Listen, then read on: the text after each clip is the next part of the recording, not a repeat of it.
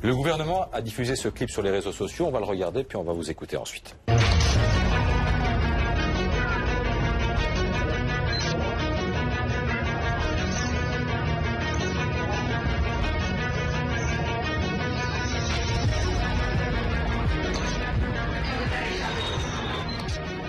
Christophe, c'est un clip qui fait peur. Oui, c'est ça. C'est le premier reproche qu'on lui adresse, c'est d'être anxiogène. Puis le deuxième reproche, regardez, on les a vus passer. C'est les invités spéciaux, les guest stars.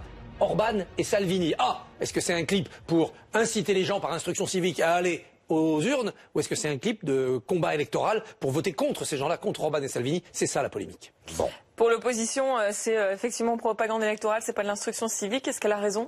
Oui, elle a raison, mais il est temps aujourd'hui de faire de la propagande électorale, c'est-à-dire du combat électoral. On peut plus se dire, tiens, on va exposer benoîtement, naïvement, ce que sont les institutions, en disant aux gens, votez pour qui vous voulez, hein, vous aurez la même Europe. Mais dans la mesure où ça vient du gouvernement et de l'argent public, ça ne doit pas être un clip neutre? Non, ça ne doit pas être un clip neutre, parce qu'il n'y a plus rien de neutre dans l'Europe politique. Et il faut maintenant abandonner cette idée qu'il y a d'un côté les gentils qui font de la neutralité, et de l'autre les Salvini, les Orban, qui eux sont déjà dans le combat, en utilisant d'ailleurs eux aussi leur force gouvernementale. Quand on fait un budget qui ne respecte pas l'Europe, on défie l'Europe, on est bien dans une action politique. C'est pour ça que le gouvernement a raison d'être passé à la surmultiplier au combat, et que l'opposition a tort d'attaquer sur ce biais-là. Que l'opposition fasse ses propres clips anti-Salvini, anti-Orban, si elle n'est pas d'accord. Ah bah ça va faire bouillir au moins Jean-Luc Mélenchon et aussi Marine Le Pen. Hein, et oui, mais ces deux-là sont avec Orban et Salvini. Donc évidemment, ils sont de l'autre côté. Moi, ce qui m'inquiète, c'est de voir un Benoît Hamon ou de voir même les gens du Modem s'offusquer de ce clip alors qu'ils devraient dresser toute leur force contre le populisme. Nous ne sommes plus... Ils s'offusquent parce qu'ils pensent que ça peut être contre-productif. Hein. C'est contre-productif si on laisse les populistes dérouler tranquillement leurs argumentaires.